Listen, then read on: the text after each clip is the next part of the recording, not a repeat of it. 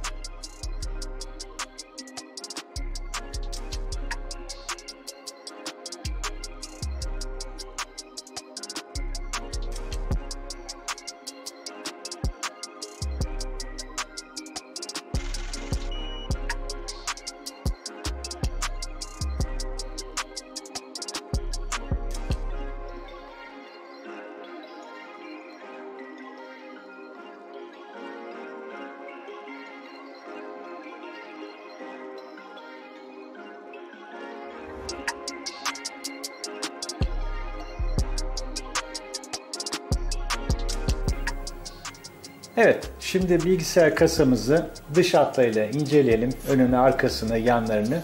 Daha sonra da iç kısmına geçeceğiz. Burada görmüş olduğunuz gibi bir tane MSI'ın logosunu görüyorsunuz. Güzel bir logo koymuşlar buraya. Onun dışında burada RGB LED aydınlatma var. Şöyle. Bir burada, bir şurada. Aynı zamanda burada hava kanalları var. Hava sirkülasyonu için buradan arkaya doğru anakartın hava alabilmesi için hava sirkülasyonu var. Bu sirkülasyonu sağlamak için de buraya kasanın arkasına 2 tane fan atılması gerekir. O kısma geçmeden önce dış hattayla gösterelim. Dediğim gibi burada hava kanalları var. Gördüğünüz gibi şuralarda. Aynı zamanda RGB LED aydınlatmalar var. Oldukça estetik çalışılmış. Şöyle kasamızı yan çevirdiğimizde şurada görmüş olduğunuz, burada da yine havalandırma ızgaraları var. Diğer tarafında da var. Bu da yine bilgisayar kasasının içerisindeki bilgisayar bileşenlerinin hava almasını, anakartın hava almasını, ısınmamasına yardımcı olan kanallar ve estetik bir şekilde tasarlanmış, konumlandırılmış. Bence güzel, başarılı buldum. Evet, arka tarafa baktığımız zaman burada görüyorsunuz bir tane RGB egzoz fanı var. Arka çıkış egzoz fanı var. Hemen yanında burada görmüş olduğunuz anakartın çıkış yeri var. Hemen bu aşağısında yine diğer bağlantıları yapacağımız bölümler mevcut. Hemen daha aşağı geldiğimiz zaman da burada güç kaynağını koyabileceğimiz bölüm var.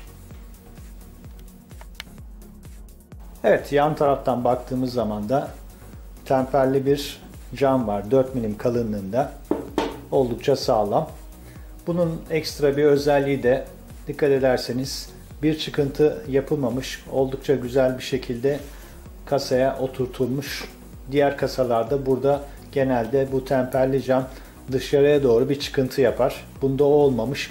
Gayet güzel, estetik bir şekilde konumlandırılmış. Bu yüzden de başarılı buldum. Bilgisayar kasamızın üst kısmına baktığımız zaman burada bilgisayarı açmak için açma kapama butonumuz var. Hemen yanında reset düğmesi var. Hemen burada mikrofon girişi var. Hemen yanında kulaklık çıkışı var. Burada 2 adet USB 2.0 portu mevcut. Hemen yanında USB 3.0 portu mevcut. Aynı zamanda RGB'yi kontrol etmek için geçiş efektlerini, burada bir tane butonumuz var. Bu da güzel bir kolaylık. Buradan istediğiniz gibi kontrol edebilirsiniz. Bunun dışında şöyle biraz daha üste doğru aldığımız zaman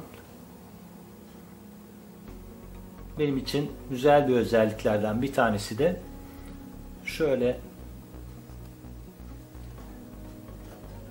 manyetikli toz filtre var burada. Bunu bu şekilde çıkartabiliyorsunuz, temizleyebiliyorsunuz. Bu da çok güzel bir özellik. Aynı zamanda bilgisayarın hava almasını sağlamasından dolayı da bunun bu şekilde açık olması bence oldukça başarılı. Çoğu kasalarda bu kısım kapalıdır. Bunda hava alması için tasarlanmış. Yani içerideki bilgisayar bileşenlerinin ısınmasından dolayı, anakartın ısınmasından dolayı oluşacak ısınan havanın yükselmesi dolayısıyla havanın tahliyesi açısından oldukça başarılı buldum bu alanı. Aynı zamanda bilgisayar kasasının altında da aynı şekilde böyle bir manyetik filtre var. O da güç kaynağının hemen altında bulunuyor. Evet, bilgisayarımızı ters çevirdiğimizde biraz önce bahsettiğim gibi güç kaynağının hemen altında manyetik toz filtresi mevcut. Kolay çıkartılıyor ve kolay takılıyor. Bu yönüyle de oldukça başarılı, mühendisler tarafından iyi düşünülmüş bir özellik. Evet, gelelim şimdi kasamızın iç kısmına. Özellikle günümüzde kullanıcılar şu anda özellikle hafif olması ve yer kaplamaması nedeniyle mid-tower kasaları tercih ediyor. MSI Vampirix Pro M bilgisayar kasası da mid-tower bir kasadır. Günümüzde en çok tercih edilen kasa boyutudur bu. Evet, kasamızın ağırlığına gelirsek 7.400 gram ağırlığında oldukça hafif mid-tower kasa olması sebebiyle oldukça hafif.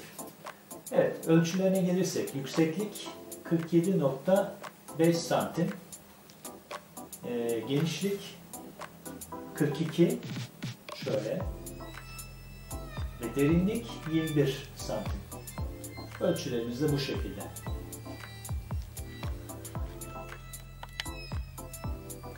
Kasamızın iç hacmi oldukça geniş. ATX anakartların bütün boyutlarını destekliyor. Ayrıca ekran kartının en büyük ölçülerini de rahatlıkla destekliyor. Geniş bir alana sahip. Daha önce ön tarafta ve yan tarafta hava ızgaralığından bahsetmiştik. Ön tarafa konumlandıracağınız ikili ya da üçlü fanlarla birlikte önden ve yandan giren havanın tahliyesi anakart üzerinden yukarıya doğru gerçekleşecektir. Bu sayede de içerideki oluşan sıcaklığın tahliye edilmesi sağlanacaktır. Evet, ön tarafa 120'lik ya da 140 milim 3 adet fan konumlandırabilirsiniz. Üst kısma 120'lik ya da 140 milimlik 2 adet fan konumlandırabilirsiniz. Arka kısma 120'lik 1 adet fan konumlandırabilirsiniz. Aynı zamanda anakart üzerindeki işlemci için de sıvı soğutmalı ikili 24'lük bir fanı da üst kısma konumlandırabilirsiniz. Hem kablo trafiğini önlemek ve hem de içeride kablo trafiği ile birlikte oluşabilecek sıcaklığı önlemek için mühendislik çalışmasıyla kablolar arka tarafta konumlandırıldı. Birazdan onu da göstereceğim. Kabloların ön tarafa gelmesini sağlamak için de burada kanallar oluşturulmuş. 2 tane, bir tane de burada. Bu şekilde. Evet, burada daha önceden monte edilmiş anakart için yükseltileri görüyorsunuz. Eğer anakartınız ATX anakart ise bunu bu şekilde monte edebilirsiniz. Ama micro ATX anakart ise bilgisayar kasası ile birlikte gelen kullanma kılavuzundan faydalanarak montaj işlemini gerçekleştirebilirsiniz.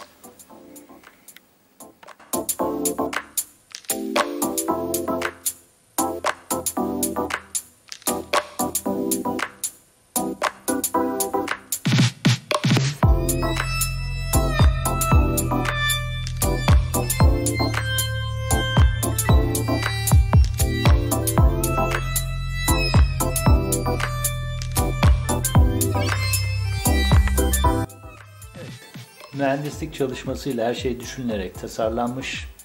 Hemen burada görüyorsunuz 2 tane SSD kart yuvası bulunuyor.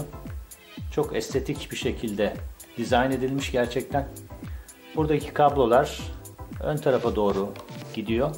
Gördüğünüz gibi giriş çıkış portlarına gidiyor. Burada RGB kontrol paneli bulunuyor. Fanların aynı zamanda buradan bağlantısı sağlanıyor. Hemen altta, evet, alt kısma geldiğimizde 2 tane hazne görüyorsunuz. Buraya hard disklerinizi, mekanik hard disklerinizi konumlandırabilirsiniz. Aynı zamanda isterseniz SSD kartınızı da buraya koyabilirsiniz. Açılması oldukça kolay. Parmağınızı iki taraftan bastırıyorsunuz. Bu şekilde ve geliyor. Üst kısmı da açalım. O da bu şekilde geliyor. 2 tane bilgisayar kasası ile ilgili kullanma kılavuzu var. Burada da işte bilgisayar parçalarınızı bilgisayar kasasına nasıl monte edeceğinizi gösteren bilgiler mevcut. Buradan faydalanarak kasa montajını gerçekleştirebilirsiniz. Evet, işçilik ve malzeme kalitesine gelirsek, işçilik gerçekten harika. Mühendisler tarafından çok güzel bir şekilde tasarlanmış. Malzemeye gelirsek, malzeme oldukça dayanıklı duruyor. Hissiyat olarak da gerçekten kaliteli duruyor. Bunu rahatlıkla söyleyebilirim. Boya kalitesi de oldukça başarılı. MSI hiçbir cimrilik yapmamış ve gerçekten güzel bir bilgisayar kasası çıkartmış. Evet, kasamızın özelliklerinden kısaca bahsettikten sonra gelelim fiyatına. Fiyatı ben aldığımda 450 TL idi. Tabii döviz kurunun iniş çıkışlarından dolayı siz baktığınızda, ben bu videoyu yayınladığımda fiyatlarda değişiklik olabilir. Siteler arasında da fiyat değişikliği var. Evet. Kasanın artılarına ve eksilerine bakacak olursak, eksisi ne olabilir? Bana göre önde 3 tane fanla birlikte stok olarak gelebilirmiş ya da üstte 2 tane. Ayrıca power supply, yani güç kaynağı da stok olarak gelebilirmiş. Tabi bu da fiyata yansıyacaktı. Dolayısıyla bu kadar uygun fiyata alamayacaktınız. Artılarına gelecek olursak, en büyük artısı bu teknik özelliklerine baktığınızda ve kalitesine baktığınızda bu fiyata alabileceğiniz en iyi MSI markası olacaktır. Eskiden bilgisayar kasalarına bu kadar önem vermezdik. Neden? Çünkü birkaç tip kasa vardı. Onlardan bir tanesini tercih ederdik. Bu kadar önemsemezdik. Tabii günümüzde teknolojinin ilerlemesiyle birlikte ne oldu? Mühendisler de bu konuda gerçekten yeni çalışmalarla birlikte hani kasa içerisindeki bilgisayar bileşenlerinin soğutulması için kasayı daha teknik ve detaylı tasarlamaya başladılar. Aynı zamanda da dış estetiğine de dikkat etmeye başladılar. Dolayısıyla baktığınız zaman şimdiki kasalarda gerçekten birbirinden güzel kasalar görüyoruz. Özellikle RGB aydınlatmalı kasaları görüyoruz. Bu da tabii seçim yaparken ilk önce RGB aydınlatmasına dikkat ediyoruz. Belki bizi görsel olarak etkilediği için. Ama tabii ki sadece RGB kasa aydınlatması yeterli değil. Yani kasa seçerken ilk önce teknik donanımına bakmanız lazım. Sizi tatmin ediyor mu? Ayrıntılarına bir göz atın. Ondan sonra dış kısmını inceleyin. Onu da beğenirseniz bu şekilde alırsınız. Evet, MSI Vampire X 010 teknik detaylarını ve özelliklerini sizinle birlikte inceledik. Dolayısıyla ister bu markayı ister başka markayı seçerken artık kafanızda bir fikir oluştuğunu düşünüyorum. Bu marka ile ilgili söyleyebileceğim şeyler bunlar. Sistem toplama rehberinin başka bölümünde tekrar görüşmek üzere. Hoşçakalın.